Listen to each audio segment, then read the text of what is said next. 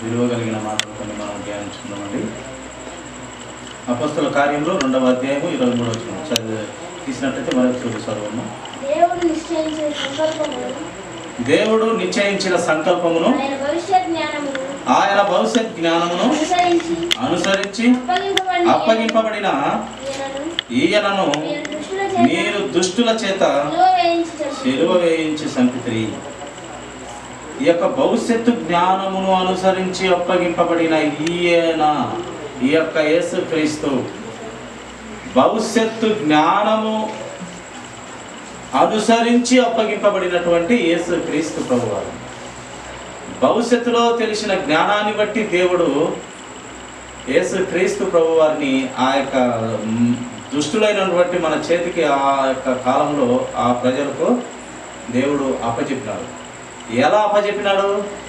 భవిష్యత్తు జ్ఞానమును బట్టి, ముందు జరగబోయే సంగతులను బట్టి యేసుక్రీస్తు ప్రభువారిని ఆ యొక్క సిలువ వేయుటకు, వారి కేకలే గెలుచుటకు, ఆ దుష్టుల కేకలే గెలుచుటకు ఆ యొక్క సిలువకు అప్పచెప్పినాడు. ఆయన ముందు చూపు కలిగిన ఆ దేవుడు యేసుక్రీస్తు ప్రభువారిని చనిపోవుటకు లేదా ఆయనను నలుగ కొట్టుటకు ఇష్టమై అప్పచెప్పినాడు.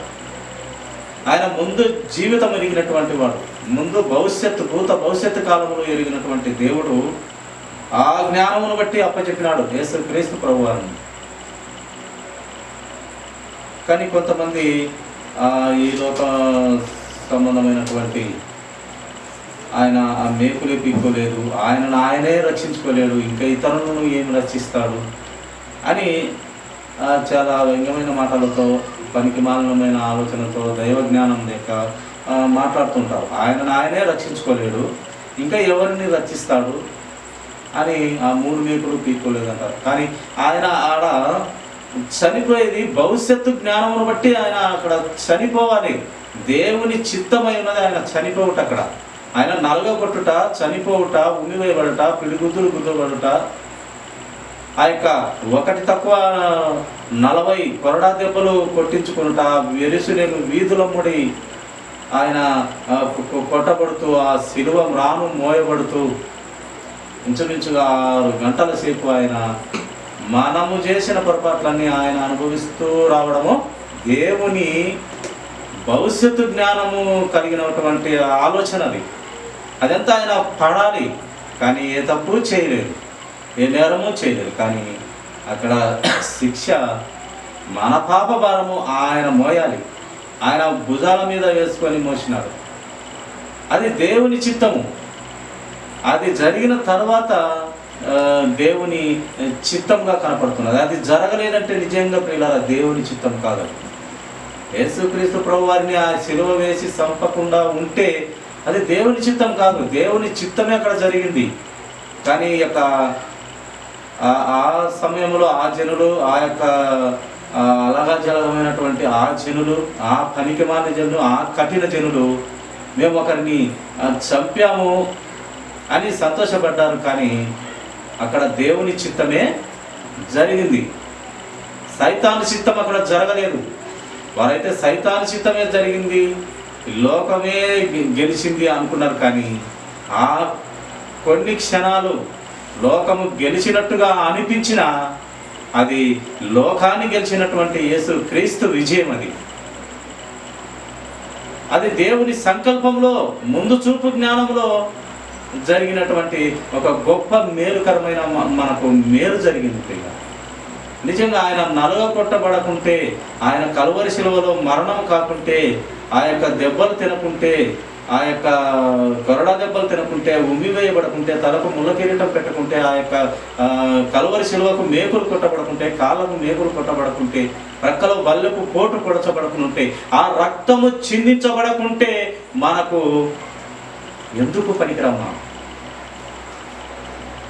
అది అక్కడ జరిగింది దేవుని చిత్తమే. కానీ ఎంత ఎగతాళిగా మాట్లాడినారంటే యేసుక్రీస్తు ప్రభువారిని అంత హేళనగా, ఆ యొక్క కఠిన జనులు ఎగతాళి పూర్వకంగా ఆయన బట్టలు చీట్లు వేసుకొనడము, హేళన చేయడము, ముఖం మీద వంగి వేయడము.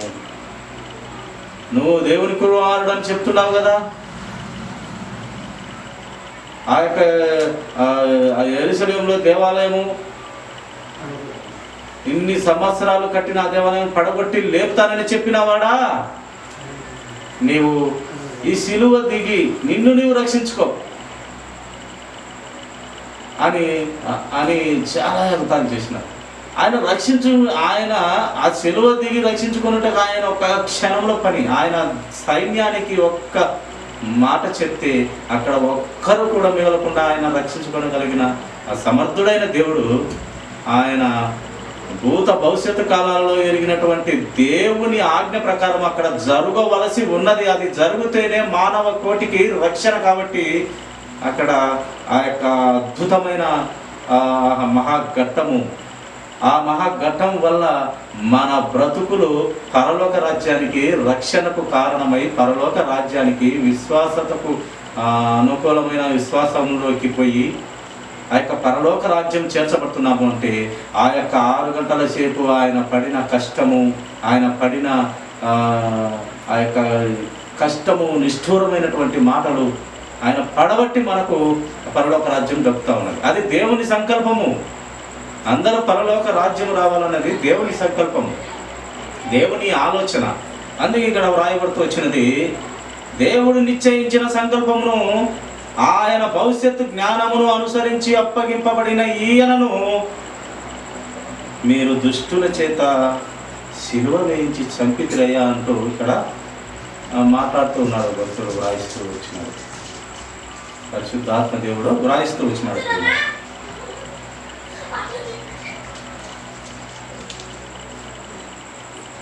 చూడండి, మాట మనము ధ్యానిద్దాము.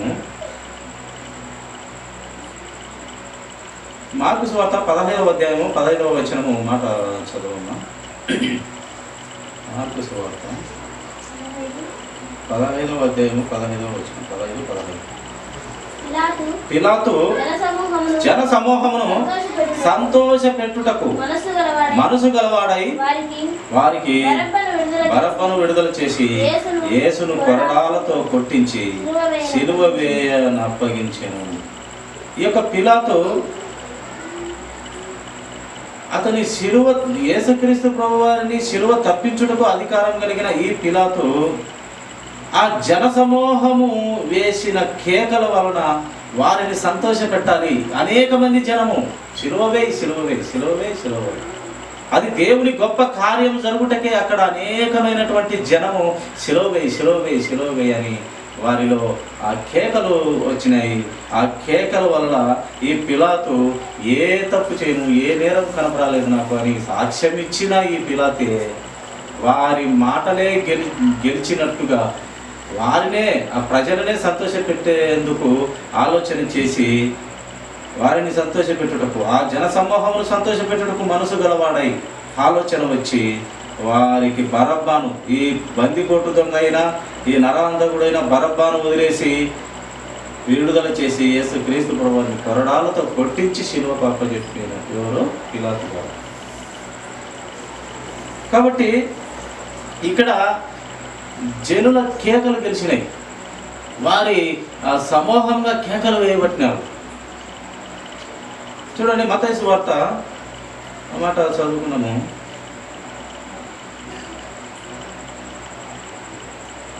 లూకా సువార్త 23వ అధ్యాయము 23వ వచనము మాట చదువమ్మా.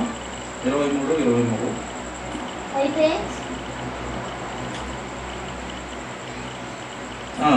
అయితే వారు ఒకే పట్టుగా పెద్ద కేకలు వేసి వీరిని సిలువ వేయమని అడుగగా వారి కేకలే గెలిచినాయి. చూడండి, ఇక్కడ జనులంతా ఒకే పట్టు పెట్టారు. ఒక్కోసాట ఇవి ఏదో మాకు అన్యాయం జరిగింది, మా సంస్థకు అన్యాయం జరిగింది, లేదా మా కులానికి అన్యాయం జరిగిందని ఒక్కోసాట కేకలు వేసి ధర్నాలు చేస్తూ ఉంటారు. కేకలు ఒకే మాట విన్నట్టు వాళ్ళు ఒక్కరు ఒక మాట చెప్తే అదే మాట అందరూ ఆడ ఉన్నటువంటి జనమంతా అదే మాటగా ఉండి ఏది వారి కోరిక నెగ్గించుకోవడం కోసం, వారి ఆలోచన ఆ అధికారాల ముందు అది సాధించుకోవడం కోసం ఒకే మాట మీద పట్టు కలిగి ఆ యొక్క అన్నాహారాలు కూడా, పానీయాలు అన్నాలు కూడా తినకుండా ఆ యొక్క అధికారుల దగ్గర లేక కలెక్టర్ల దగ్గర, రాజుల దగ్గర ధర్నాలు చేస్తూ ఉంటారు.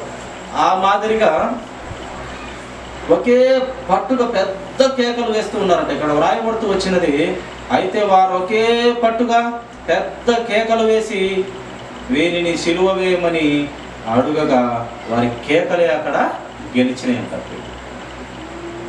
నిజంగా వీరి కేకలు గెలిచినట్టుగా, ఈ కఠినాత్మకమైన మన కేకలు గెలిచినట్టుగా దేవుని సంకల్పంలో కూడా, దేవుని ఆలోచనలో కూడా, ఆయన ముందు చూపులో కూడా, ఆయన భూత భవిష్యత్తు కాలాలలో ఎరిగినటువంటి దేవుని ఆలోచన కూడా ఎలా ఉన్నది? వీరి కేకలకు అనుకూలంగానే దేవుడు నిర్ణయించినాడు. ఇప్పుడు అది నిర్ణయించింది. ఎప్పుడో భూమి పుట్టక తలకే నిర్ణయించినాడు ఆయన. ఇప్పుడు వీరి కేకల వలన నిర్ణయించినది కాదు. అది భూమి పుట్టక తలకే ఫలాని నా బిడ్డల కోసము, నా ప్రజలు చెడిపోతారు, పనికిమాలలో అవుతారు, వారు రక్షించటకు కాపాడుటకు నీ రక్తం కావాలి నా కుమారుడా, పరిశుద్ధుడైన కుమారుడా. నీవు ఒకనొక సమయం నువ్వు భూమి మీదకి పోవాల్సి ఉంటుంది. అక్కడ నీవు ఒక గొప్ప కార్యం చేయాలి నాయన, ఇది నా చిత్తము. నా కుమారుడిగా నీవు ఒక గొప్ప కార్యం చేయాలి. ఆ కార్యం చేయటకు నువ్వు సిద్ధం అంటే, అందుకే ప్రభు యేసుక్రీస్తు ప్రభువారు శిష్యులతో ఒకసారి చెప్తాడు, నాకు వేరే సంబంధమైన ఆహారం ఉన్నది, మీరు కానివ్వండి, ఇప్పుడు మీకు ఆకలిస్తున్నది కదా శిష్యులారా, తినండి, నాకు వేరే ఆహారం ఉన్నదంటే, ఏంది ప్రభు, ఎవరన్నా నీకు స్పెషల్గా ఏమన్నా తెచ్చిచ్చినారా అన్నము అని అడుగుతారు యేసుక్రీస్తు ప్రభు అని. అది కాదు నాయన, నా శిష్యులారా, నా స్నేహితులారా, పైన తండ్రి అయిన దేవుడు నాకు కొన్ని ఆజ్ఞలు, కొన్ని నియమాలు, కొన్ని కట్టడలు నాకు చెప్పి ఉన్నాడు. ఆయన మాటలు నెరవేర్చుటయే నాకు ఆహారము. అది నెరవేర్చాలి నేను. ఆ నెరవేర్చుట ఏంటంటే, అది కల్వరి శిలువలో ఇది నిర్ణయించినాడు. ఎప్పుడో నిర్ణయించినాడు దేవుడు. అందుకోసము ఆయన ఏకులు పీక్కోలేదు. చనిపోయి తిరిగి లేచిన మహావీరుడు, మరణాన్ని జయించిన మహాగణుడు, పరిశుద్ధుడు యేసయ్య, యేసుక్రీస్తు ప్రభువారు. మాట చెప్పిన ప్రకారమైన మళ్ళీ తిరిగి 3వ దినాన నేను లేస్తాను. వారైతే అక్కడున్న ఆ యొక్క దేవాలయం అని అది కొట్టిపడేయండి, దేవాలయాన్ని మళ్ళీ తిరిగి పునర్నిర్మిస్తానని చెప్పినటువంటి మాటను వారు ఆ దేవాలయం అనుకున్నారు. కానీ అది ఆ యేసుక్రీస్తు ప్రభువారనే ఆ దేహం అని వారు అనుకోలేదు. ఆ దేవాలయమైన ఆయన అనుకుంటే ఒక క్షణంలోనే అది కట్టగలడు, సమర్థుడు ఆయన. ఈ యొక్క విశ్వాన్నంతటిని, సృష్టి అంతటినీ కలుగజేసిన దేవునికి ఒక దేవాలయం కట్టించుటకు ఆయనకు ఎంతసేపు పని పడగొట్టి, కలుగునుగాక అంటే కలిగినటువంటి ఈ సృష్టి, దేవదూతలు కలుగునుగాక అంటే కలిగినటువంటి కోటాను కోట్ల దేవదూతలు, ఆయన మాటకు ఉన్నటువంటి శక్తి వలన కలిగినటువంటి ఈ యొక్క సమస్తము, ఆయన ఒక గుడి కట్టలేడా? అయినప్పటికీ ఈ చనిపోయిన దేహము ఆ గుడి కన్నా గొప్పది కనుక, ఈ మరణాన్ని జయించే ఈ దేహము ఆ గుడి కన్నా గొప్పది కనుక, ఆ దేహాన్ని చనిపోయిన తర్వాత ఆ దేహాన్ని మళ్ళీ తిరిగి లేవగలిగినటువంటి దేవుడైనటువంటి యేసుక్రీస్తు ప్రభువారు ఆయన ఆజ్ఞ పొంది ఉన్నాడు. అక్కడ తిరిగి లేపబడతావు, నీవు లేస్తావు. అందుకే అంటాడు యేసుక్రీస్తు ప్రభువారు, ఇది నేను నా యొక్క ప్రాణమును పెట్టుటకు, తిరిగి తీసుకొనుటకు నాకు అధికారం కలదు అన్నాడు యేసుక్రీస్తు ప్రభువారు. ప్రాణం పెట్టుటకు, తిరిగి తీసుకున్నటకు అధికారం కలిగిన దేవుడు, మాట ఇచ్చిన దేవుడు, నేను తిరిగి 3వ దినాన లేస్తానని చెప్పిన దేవుడు లేచినాడు. మరణాన్ని గెలిచి, మరణాన్ని మింగివేసి గెలిచినాడు. ఎలాగైతే ఆయన మొదటి ఫలంగా ఆ యొక్క మరణాన్ని గెలిచి, మింగివేసి గెలిచి తిరిగి లేచినటువంటి ధీరుడుగా, మహాగణుడుగా, మహాదేవుడుగా ఉన్నాడో, నా జీవితాలలో కూడా ఆయన మరణాన్ని మింగివేసి తిరిగి లేచేంత ప్రేమ, కనికరము, దయ కలిగి ఉన్నాడు. మనము కూడా చనిపోతాము ఈ శరీరంతో, మళ్ళీ తిరిగి ఇదే శరీరంతో, మహిమ శరీరంతో, ఇదే ఆకారంతో మనము తిరిగి లేపబడతాము. కానీ ఇలాంటి శరీరం అయితే కనబడుతుంది, కానీ అది మహిమ శరీరము. అప్పుడు మనము దేవుని అంతటోళ్ళంతో సమానం, ఆత్మస్వరూపులుగా ఉంటాము. దేవుని కూడా చూడగలుగుతాము. ఇప్పుడైతే చూడలేము, కానీ అప్పుడు చూడగలుగుతాము. మొదటి ఫలంగా ప్రభువు లేపి చూపించినాడు. తర్వాత ఫలము మీరే అన్నాడు యేసుక్రీస్తు ప్రభువు. తర్వాత ఫలంగా మీరు లేస్తారు. నేను రెండవ రాకడగా వచ్చినప్పుడు అప్పటికి బ్రతికి ఉన్న జనులు ముందుగా అయితే పరలోక రాజ్యానికి చేరను, కానీ మృతులైన వారు ముందుగా లేపబడి మళ్ళీ తర్వాత వారు వీరు అందరూ ఆయన తండ్రి వద్దకు ఇక్కడ మధ్యాకాశంలో కొన్ని సంవత్సరాలు ఆయన పరిపాలించి ధర్మమైన పరిపాలన చేసి మళ్ళీ తర్వాత తండ్రి వద్దకు తీసుకొని పోయి అక్కడ ఇంకా పరిశుద్ధత కలిగిన ప్రదేశంలో మనము ఆయన సంఘం అనే భార్యను దేవునికి, తండ్రి అయిన దేవునికి పరిచయం చేసి ఆయనను చూపిస్తాడు. ఆయన చాటులో దేవుణ్ణి మనకు చూపిస్తాడు ప్రియుల. కనుక వీరేదో కేకలు వేసినారు, వీరేదో విడుదల చేసి బరబ్బాను విడుదల చేసి ఆయన ఒకే పట్టుగా కేకలు వేసినారని ఆయన ఆ శిలువలో అప్పచెప్పబడలేదు. కానీ యేసు క్రీస్తు ప్రభు వారిని భూమి పుట్టక తలికి మునిపే దేవుని ఆలోచనలో ఆయన ఉద్దేశాలలో ముందుగానే జరిగినాయి కనుక ఆయన అలా మరణం అవుట తప్పదు. కనుక మరణ శాసనం రాసినటువంటి దేవుడు మరణం అవ్వాలి కనుక కూడా అది మరణమైతేనే దేవుడు రాసినాడు మరణ శాసనము. ఆ మరణ శాసనం రాసినటువంటి దేవుడు మరణమైతే ఆ మరణ శాసనం రాసినటువంటి దేవుని మాట చెల్లుతుందంట పిల్ల. ఆ మాట కూడా నెరవేరుట కోసము ఆ దేవుడు రాసిన మరణ శాసనం రాసిన దేవుడు మరణమయ్యి మళ్ళీ తిరిగి లేచినటువంటి ఆ దేవుడు. అప్పుడు మరణానికి ఒక విలువ వస్తుంది. ఆ మరణ శాసనం రాసినటువంటి దేవునికి ఒక గుర్తింపు, విలువ, ఆయన జ్ఞానము మహా గొప్పదని మనము తెలుసుకోగలుగుతున్నాము. కనుక మనము ఆయన చేసిన పుణ్యము, ఆయన చేసిన గొప్ప కార్యం, కలువరి శిలువల ద్వారా చేసిన కార్యం ద్వారా మన బ్రతుకులకు నిత్య జీవము, రక్షణ, పరలోక రాజ్యము, పరిశుద్ధులు ఉండే పట్టణము, మనకు ఆ దేవుడు అక్కడ మహా పట్టణాలు తయారు చేస్తున్నాడు. 2000 సంవత్సరాల కిందట వెళ్ళిన యేసుక్రీస్తు ప్రభు వారు ఇప్పటికీ ఆయన ఇంకా మనకు గొప్ప వసతులు, గొప్ప బహుమానాలతో కూడినటువంటి ఇండ్లు కూడా ఆయన మనకు ఇవ్వబోతున్నాడు. ఇక్కడ పరలోక రాజ్యం అవి సిద్ధపరచుటకే ఆయన వెళ్ళాడు. అందుకే ఆయన నేను మీకు స్థలాలు సిద్ధపరచుటకు వెలుచున్నాను, నేను తిరిగి వస్తాను, మీరు నా ఆత్మ చేత నింపబడిన, నా యొక్క రక్తం చేత కడగబడిన పరిశుద్ధ ఆత్మను పొందుకొని మీరు ఇచ్చిన యథార్థవంతమైన ఆత్మను అదే యథార్థవంతంగా మీరు తండ్రికి, నాకును, పరిశుద్ధాత్మకును అప్పచెప్పుకోవాలి. మీరు లోకంలో మీరు జాగ్రత్తగా బ్రతకాలి, క్రీస్తు సైనికులా బ్రతకాలి, క్రీస్తు లాగా బ్రతకాలి, క్రీస్తుతోనే బ్రతకాలి అని మనకు బుద్ధి జ్ఞానము ఆయన ఆరోహణమయ్యే సమయంలో కూడా మనల్ని ఎంతగానో ప్రేమించి బుద్ధి జ్ఞానము చెప్పుచు వెళ్ళాడు యేసుక్రీస్తు ప్రభువు. కాబట్టి మనము ఆ దేవుని ఆలోచనను ఎరిగిన వారమై, ఆయన చిత్తము తెలుసుకున్న వారమై మనము ఈ లోకంలో బ్రతకవలసిన అవసరత మనకు ఉన్నది ప్రియులారా. మా 35వ వచనం కూడా అదే 23వ అధ్యాయము లూకా సువార్త 35వ వచనం ఒక మాట చూడు. ప్రజలు నిలవబడి చూచుచుండిరి, అధికారులను వీడు ఇతరులను రక్షించెను, వీడు దేవుడు ఏర్పరచుకొనిన క్రీస్తు అయిన ఎడల తను తాను రక్షించుకోమని అభ్యర్థించింది. వీడు ఎంతో మందిని రక్షించినాడు అంటున్నారు వాళ్ళు. యేసుక్రీస్తు ప్రభు వారిని వీడు వాడు అంటూ సంబోధిస్తున్నారు వాళ్ళు. వీడు ఎంతో మందిని రక్షించాడు, దేవుడు ఏర్పరచుకొనిన క్రీస్తు అయిన ఎడల తన్ను తాను రక్షించుకోమను అని అపహాసం చేస్తున్నాడు. ఎలా రక్షించుకోగలడు? ఈయన ప్రాణం పెట్టితేనే కదా మన బ్రతుకులు బాగుపడేది. ఆయన దెబ్బలు తింటేనే కదా ఇప్పుడు మనకు స్వస్థతలు జరిగేది. దానికోసం ఆయన రక్షించుకోలేడు ఆ సమయంలో. అదేమి పందెం పెట్టి ఆడ సెలవు వేసినారా? నన్ను సెలవు వేసుకోండి, నేను మళ్ళీ ఇప్పుడే లేస్తానని ఆయన చెప్పలేదా? లేదా నన్ను సెలవు వేయండి, నేను హఠాత్తుగా అట్నే దిగుతానని ఆయన పందెం వేసి చేయలేదు. ఆయనలో ఒక క్రమం ఉన్నది.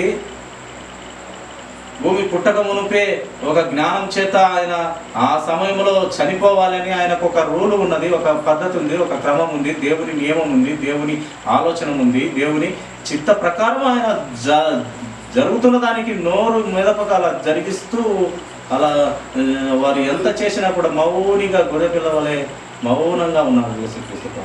వీళ్ళు ఆ దిగిరా దిగిరా అని వీళ్ళు అంటారు. ఎలా దిగొస్తాడు? ఇంతమంది లోక కళ్యాణం జరుగుతుంది అక్కడ, లోకాన్ని అందరినీ రక్షించుటకు ఒక గొప్ప కార్యం జరుగుతుంది అక్కడ. వీరు దిగిరా అంటే దిగితే ఈ యొక్క లోకాన్ని రక్షించే ఈ దేవుడు ఎవరు? ఈ పరిశుద్ధుడైన యేసు క్రీస్తు ప్రభువారు రక్తము చిందించుకుంటే మనలాంటి పాపాత్ములందరికీ రక్షణ ఎక్కడ, మనకు పరలోక రాజ్యం ఎక్కడ దొరుకుతుంది? అందుకోసం ఆయన దిగలేదు. ఆయన ఒక్క మాట చెప్తే 12 వ్యూహ సేనాలు వచ్చి కాపాడగలిగిన సమర్థుడు ఆయన. ఆయన పిలవలేదు. ఆయన సైన్యాన్ని పిలిస్తే అక్కడ ఉన్నవారిని అందరినీ ఇది చేసి ఆయన రక్షింపబడతాడు. కానీ అది దేవుని ఆలోచన కాదు, దేవుని చిత్తం కాదు. ఆయన మరణం అవ్వాలి, శ్రమలు అనుభవించాలి, కల్వరి శిలువలో రక్తం అంతా కార్చాలి. ఆ కార్చిన రక్తం ద్వారానే మన బ్రతుకులు బాగుపడతాయి. కనుక ఆయన ఆ 3 మేకులు పీక్కోగలిగిన శక్తి ఉన్నా కూడా ఆయన బలి అయ్యుటకు, ప్రాణం పెట్టుటకు సిద్ధమై గొర్రె పిల్ల యజమానం నుండి బొచ్చు కత్తిరించుకోలే ఒక మౌనంగా ఉన్నట్టు గొర్రెపిల్ల అలాగా ఎంత హింసించినా, ఎంత బాధ పెట్టినా, ఎంత చేసినా, ఎంత అవమానపరిచినా, మొక్క మీద ఉండి వేసినా ఆయన ఏ మాట పలకలేదు పిల్ల. కాబట్టి ఆయన అయితే కల్వరి శిలువలో ప్రాణం పెట్టుటకి వచ్చినాడు కనుక ఆయన ఆ సమయంలో దిగడు. చనిపోయి లేవగలిగిన స్థితిలో ఉండే దేవుడు, మరణము మింగివేసే దేవుడు, మరణాన్ని జయించే దేవుడు కనుక అప్పుడు కిందికి దిగితే ఏం ప్రయోజనము? మరణాన్ని గెలిచే దేవుడు అప్పుడే దిగి మళ్ళీ రక్షించబడినాను నేనంటే ఏం ప్రయోజనము? లోకాన్ని దేవుడు ఎలా రక్షించగలడు? ఆయన పరిశుద్ధ రక్తం కార్చి చనిపోతేనే కదా మనకు బ్రతుకు, మనకు దీవెన, మనకు ఆనంద రాజ్యము, మనకు పరలోక రాజ్యము, మనకు నిత్యత్వం, మనకు రక్షణ. ఆ యొక్క నరకం నుండి తప్పించబడడానికి ఆయన కారకుడు, రక్షకుడు. ప్రియ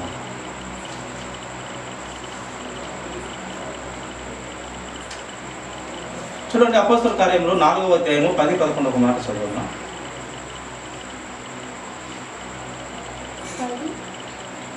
అపోస్తల కార్యములు 4వ అధ్యాయము 10-11 వచనము. మీరందరూ ఇశ్రాయేలు ప్రజలను తెలుసుకొనవలసినదేమనగా మీరు సిలువ వేసినట్టు మృతులలో నుండి దేవుడు లేపినట్టు నజరేయుడైన యేసు క్రీస్తు నామమునని వీడు స్వస్థత పొంది మీ ఎదుట నిల్చుచున్నాడు. ఆయన కల్వరి శిలువలో మన కోసము దెబ్బలు తిన్నాడు, మన పాపాల కోసం ఆయన దెబ్బలు తిని రక్తము కార్చినాడు కనుక మనకు స్వస్థత.